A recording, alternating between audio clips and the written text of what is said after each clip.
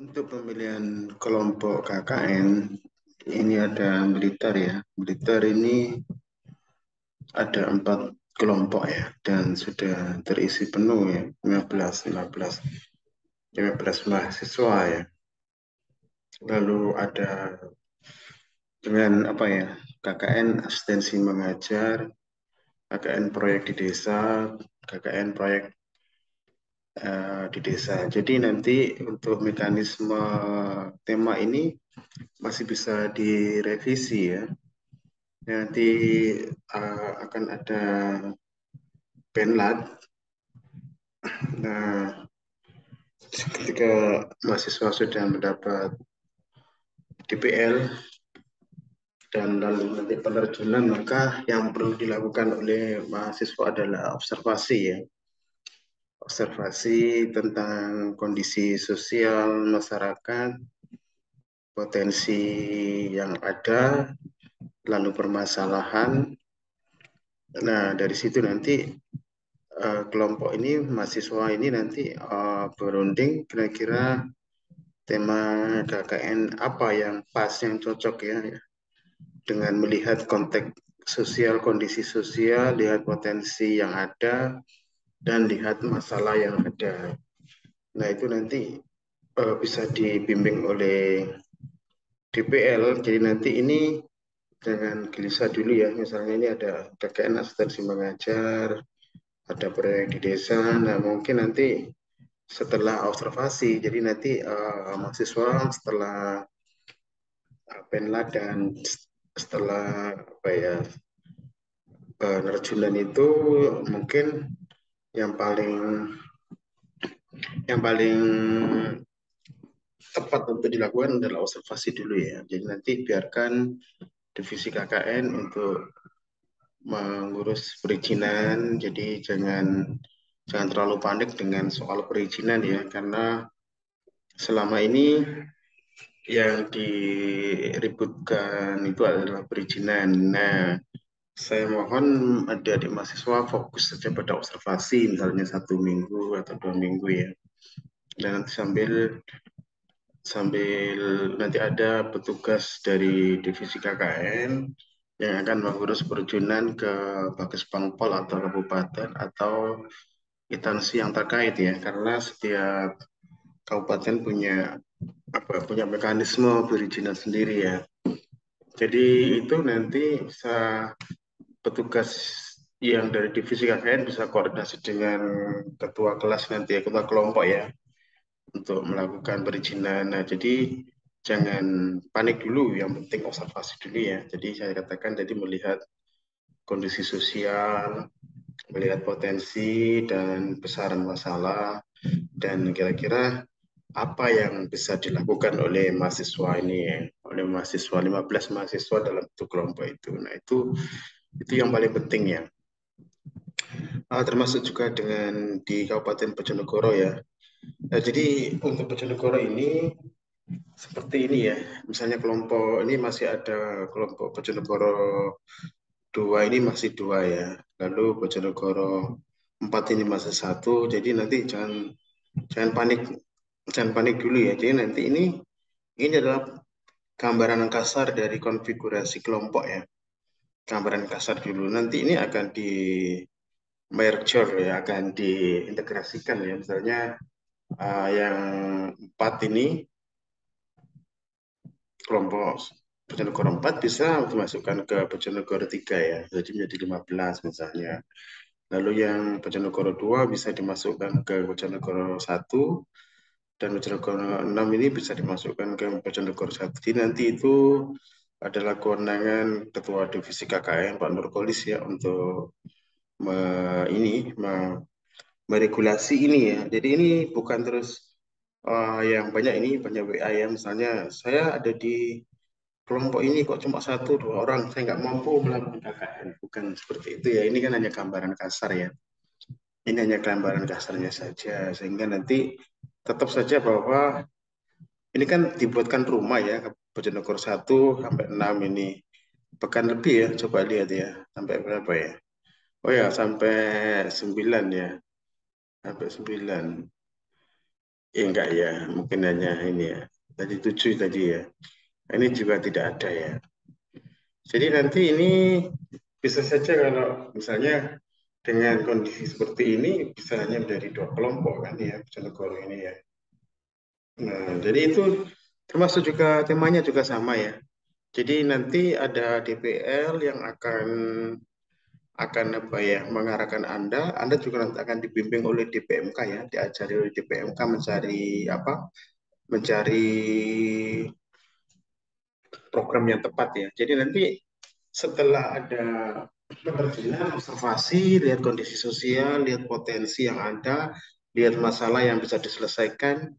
Nah, mahasiswa akan diajari oleh DPMK ya. Ada dosen mata kuliah, pengampu mata kuliah, desain program. Nah, ini nanti desain itu dimanfaatkan sekali ya atas keahliannya ya dalam mengarahkan adik-adik mahasiswa, dan dosen itu adalah dari prodi sendiri ya, dari prodi sendiri-sendiri. Nah, jadi ini jangan jangan apa ya, jangan panik dulu ya, ini tidak akan dikonfigurasikan lagi nanti. Baik,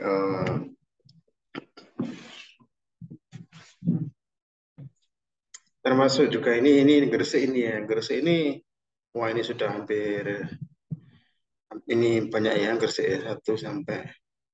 Nah, nanti ini juga banyak di Gresik ini juga banyak pertanyaan nanti desainnya bagaimana gitu ya. Desainnya di mana. Nah, eh, besok itu ada tim dari divisi KKN bersama iya yang bersama DPL ya akan meninjau lokasi ya. Akan mencoba untuk memetakan ya, pemetaan wilayah. Akan mencoba untuk berkomunikasi dengan dinas-dinas terkait ya. Akan untuk membicarakan tempat mana kan gitu ya, tempat mana yang desa mana yang diproyeksikan untuk tempat KKN. Nah, tetapi di Gresik juga pada semester kemarin juga ditempati KKN ya, ada di Delegan itu ya, di desa Delegan sama desa apa itu kemarin itu. Nah, itu juga bisa bisa ditempati kembali ya, bisa ditempati kembali.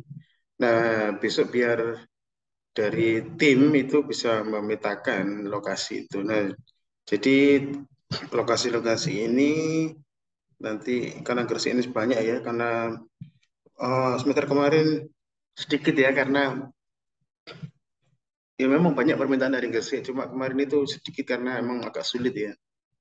Gresik itu agak sulit perizinannya ya, yang agak sulit ya. Jadi untuk tempat bisa menempati tempat KKN semester kemarin, tapi juga akan tergantung pada komunikasi yang dilakukan oleh tim yang ditunjuk oleh divisi KKN untuk melakukan koordinasi ke pemerintahan Kabupaten Gresik.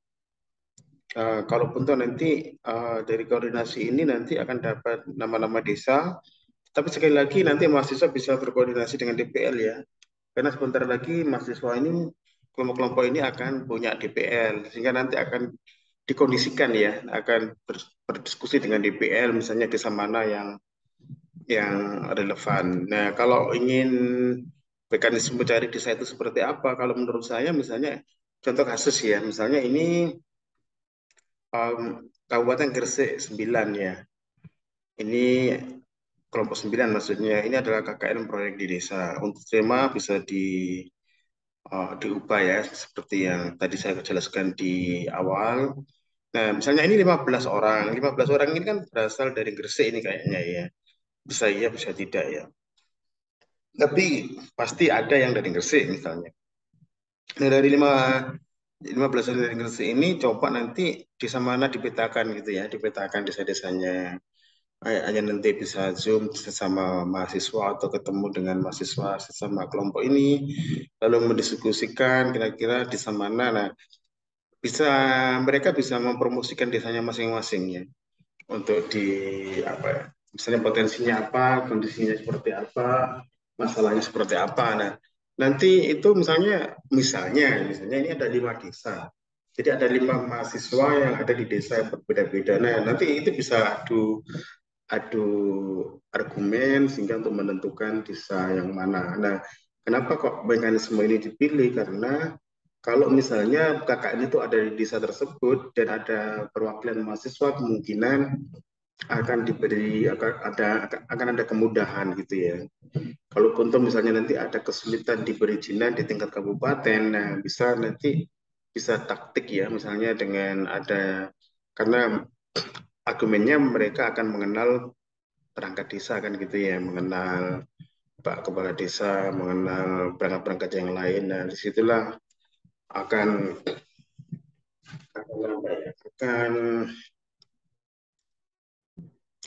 diberi kemudahan gitu misalnya. Nah, misalnya gini, asistensi mengajar gini ya, misalnya yang Gresik ini. Setelah ditentukan desanya ternyata kok sulit desanya menerima, misalnya sulit menerima gitu ya. Jadi yang namanya asistensi mengajar ini adalah ingin menyelesaikan masalah ini ya, masalah literasi ya, literasi membaca, literasi matematika, literasi matematika dan ini tidak harus di dinas pendidikan ya, tidak harus di sekolah ya, bisa di komunitas-komunitas ya.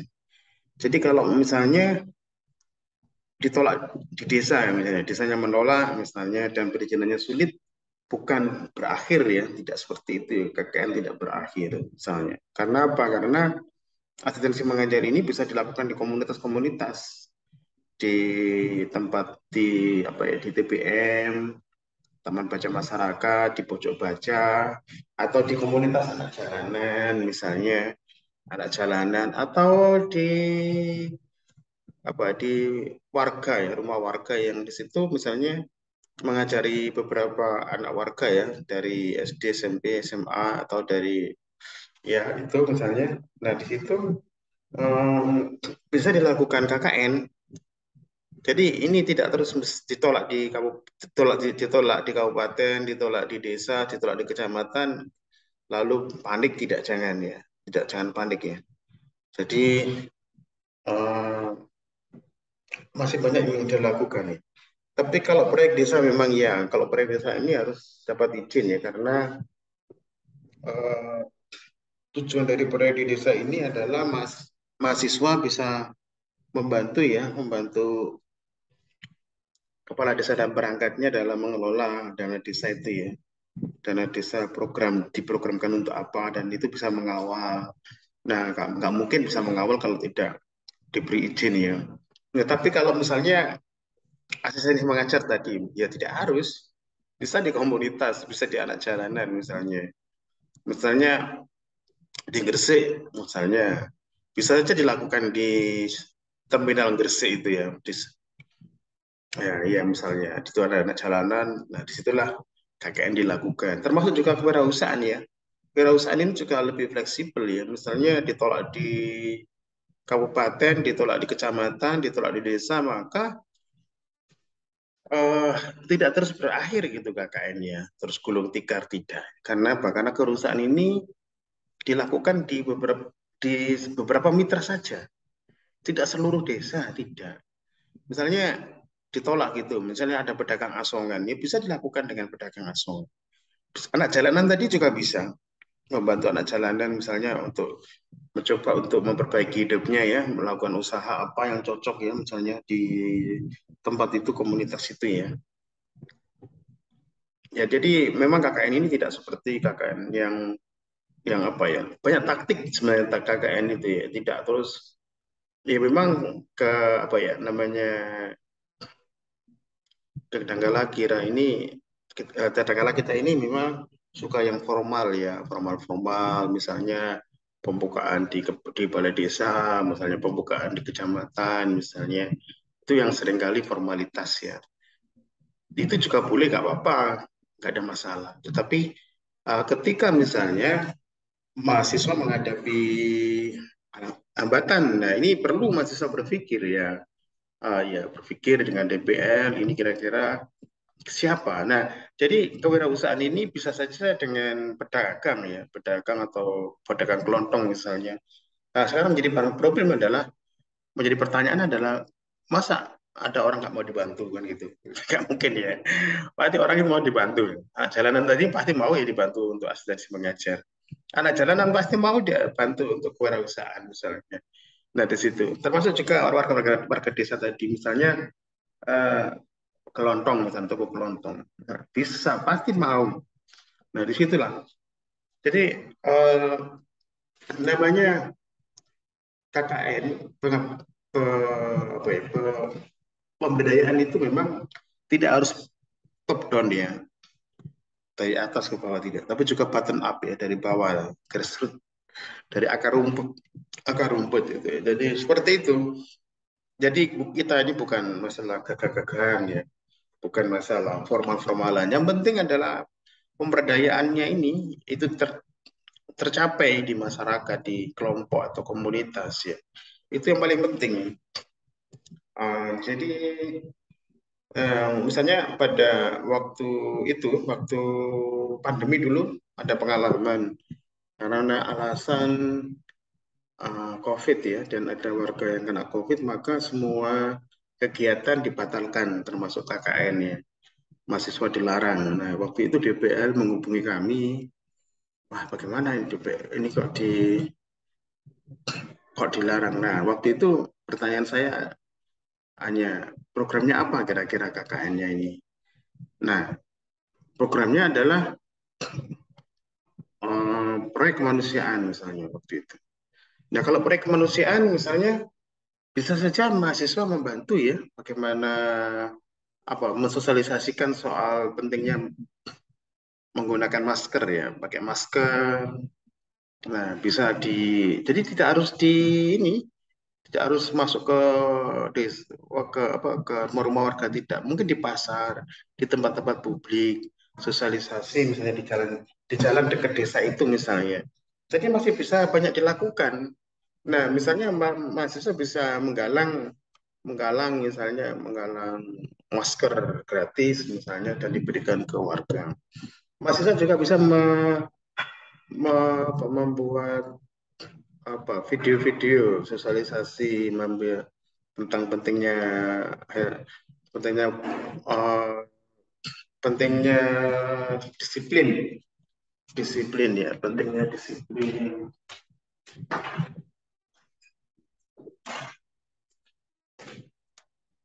Nah, jadi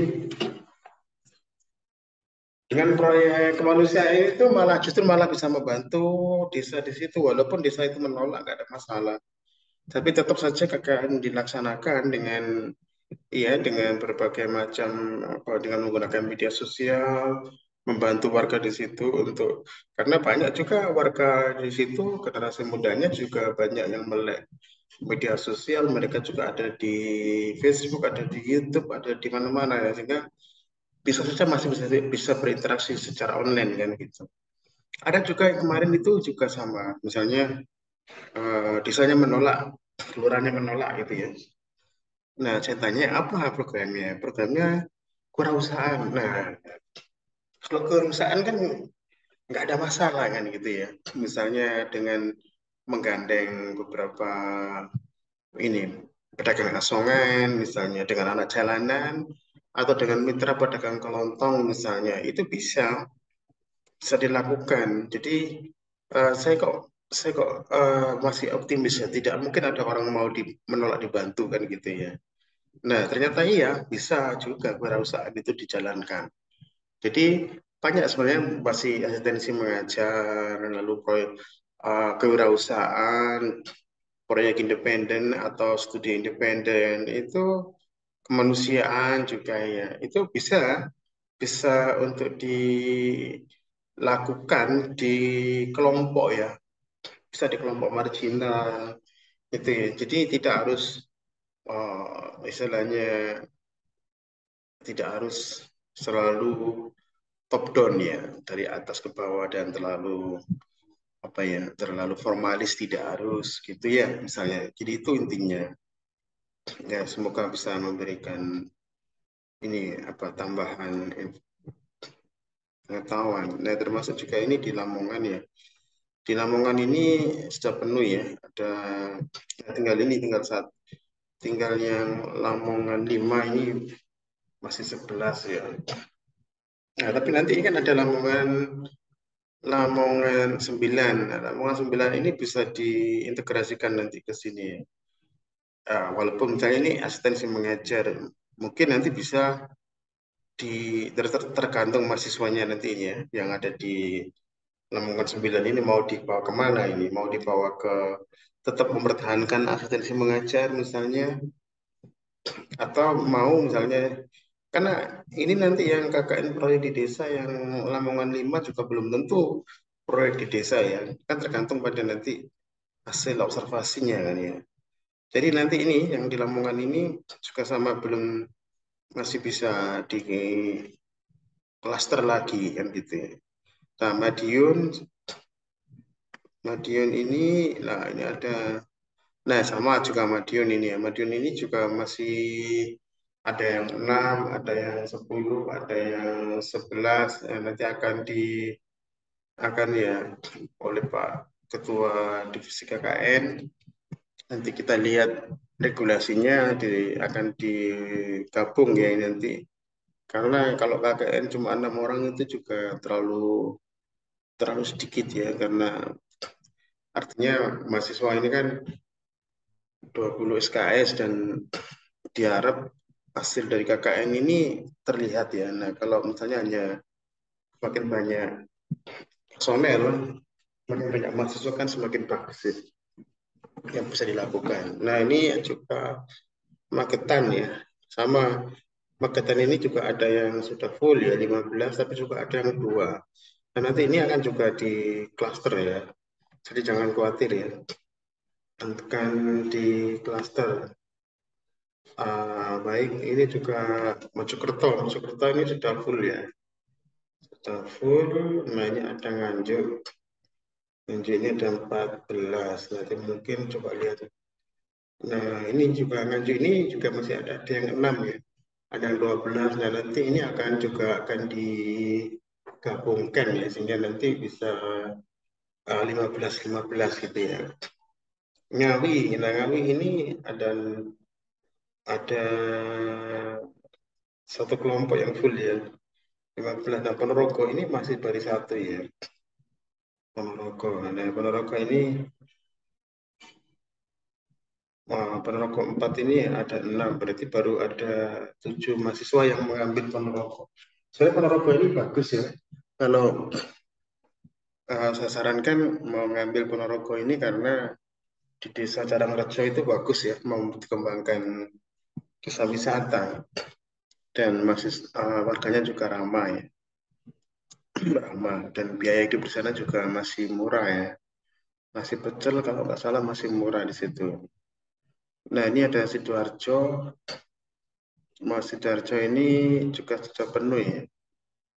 Lalu Tuban, nah Tuban ini kebetulan juga sudah di 15-15. Nah, cuma Tuban yang ini, nah ini ada Tuban 5 sama Tuban 6 ini nanti mungkin akan digabung ya. Akan digabung. Nah, Tuban 8, Tuban 9 sudah oke. Nah, ini ada kampus mengajar ya. Kampus mengajar ini adalah konversi ya. Konversi. Iya, ini juga konversi kampus mengajar. Nah, ini ada Kalimasada. Kalimasada ini ya KKN ini ya, bukan konversi ya. Termasuk DP5A ini juga sebenarnya adalah bukan konversi ya. Kita harapkan ini adalah KKN biasa reguler ya. Hanya karena kolaborasi aja dengan, kalau DP5A ini kolaborasi dengan DP5A, kalau Kalimasada ini mitranya ini adalah mitra atau stakeholder ya, itu adalah Admin Dukcapil Surabaya.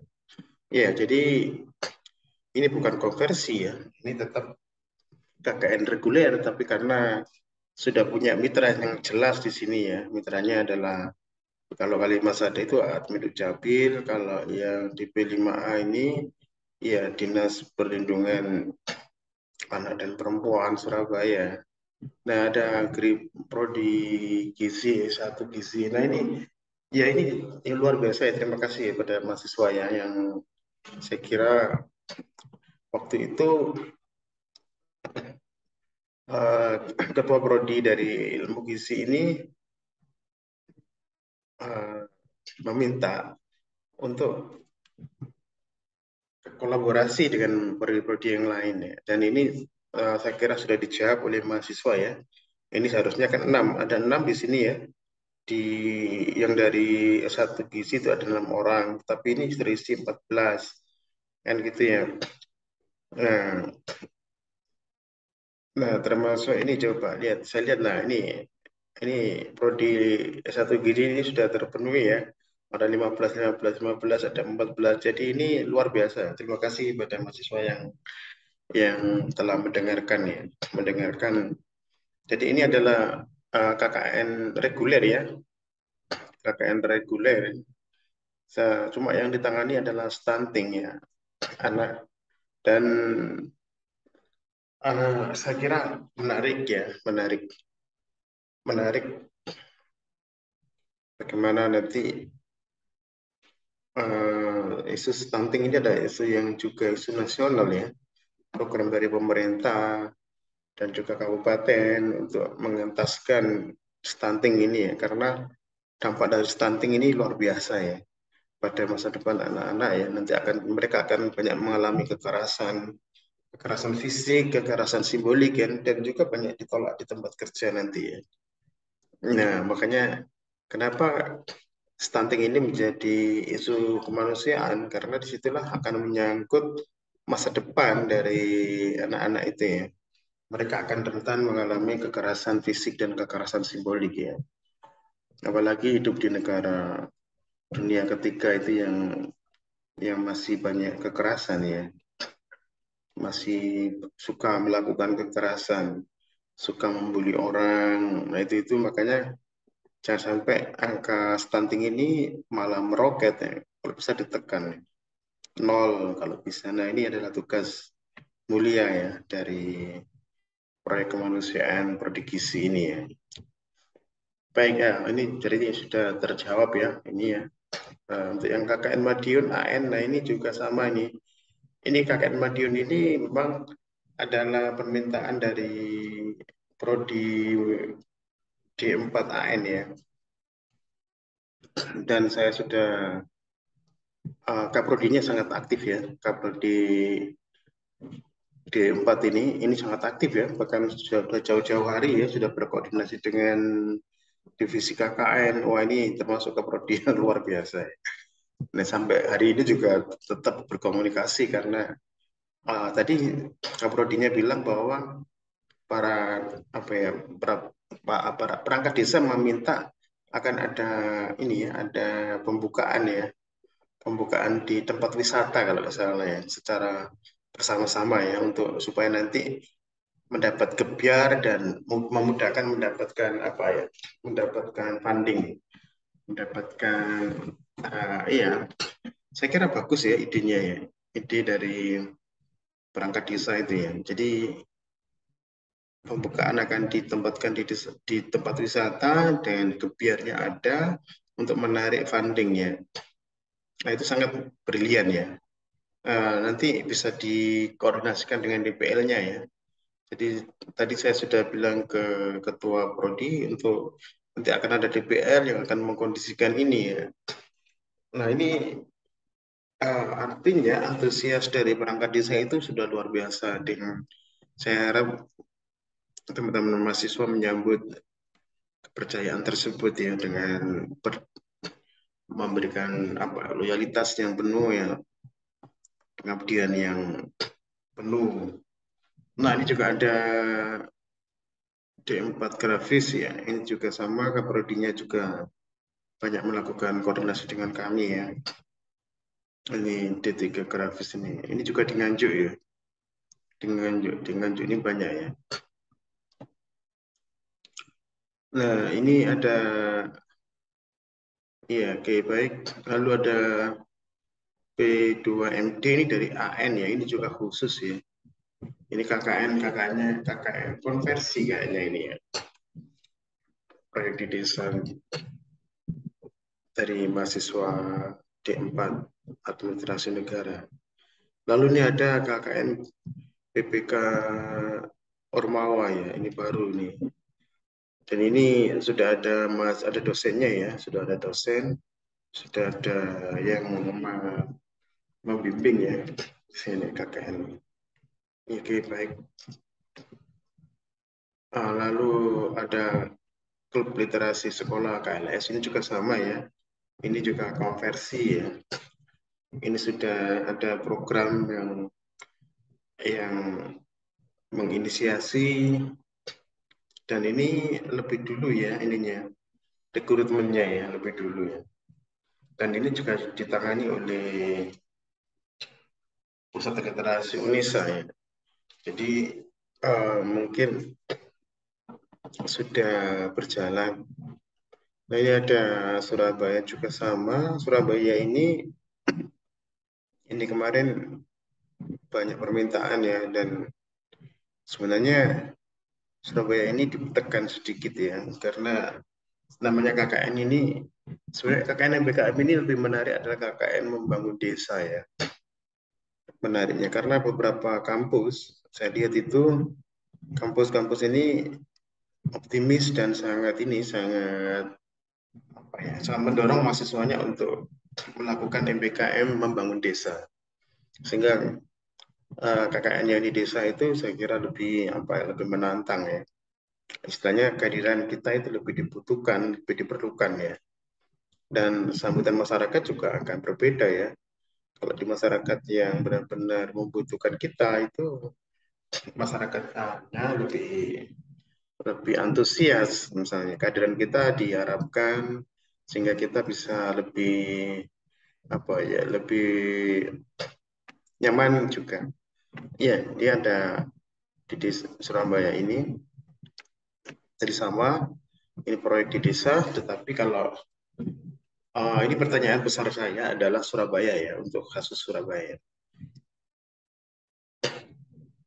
Sebenarnya proyek di desa ini adalah mengawal dana desa ya. Dana desa yang diberikan bantuan ke desa itu. Mau dibuat apa gitu, misalnya dibuat pemberdayaan, apakah dibuat untuk membesarkan BUMDes, koperasi, atau desa wisata. Nah, di situ mahasiswa mengambil satu atau dua proyek gitu ya, membantu pihak desa. Nah, pertanyaan saya adalah untuk yang KKN di Surabaya ini serius pertanyaannya ya. Nah, kira-kira kelurahan itu mendapat bantuan apa gitu ya? Karena saya dengar selentingan itu kelurahan juga mendapat ya. Kalau dana desa itu kan memang untuk khusus desa. Nah, ternyata apakah pada tahun ini itu di kelurahan punya dapat bantuan Kak misalnya. Nah, bantuan itu dalam bentuk apa? Nah, kira-kira besaran bantuannya seperti apa? Lalu dikelola untuk apa? Jadi kalau memang ini sudah ngomong tentang proyek di desa, maka itu ada terkait dengan dana yang diterima oleh kelurahan ya. Nah, itu ya. Ini berbeda dengan kewirausahaan ya. Kewirausahaan ini bisa juga misalnya pedagang asongan di Surabaya, anak jalanan, bisa juga pedagang kelontong, bisa juga macam-macam di sini. Kalau di kewirausahaan ini beda ya. Tapi kalau proyek di desa ini adalah pertanyaan ya untuk yang KKN di Surabaya ya. Apakah kelurahan itu juga mendapat dana? Nah, dananya seberapa? Nah, lalu dana itu digunakan untuk proyek apa? Nah, dari mahasiswa itu ada di situ ya. Ada di situ ya. Jadi bukan terus kakaknya proyek di desa, lalu yang dikerjakan itu asistensi mengajar. Jangan ya. Misalnya, uh, bimbel, tidak seperti itu ya. Karena makanya nanti untuk yang Surabaya ini cobalah observasi lebih dulu ya.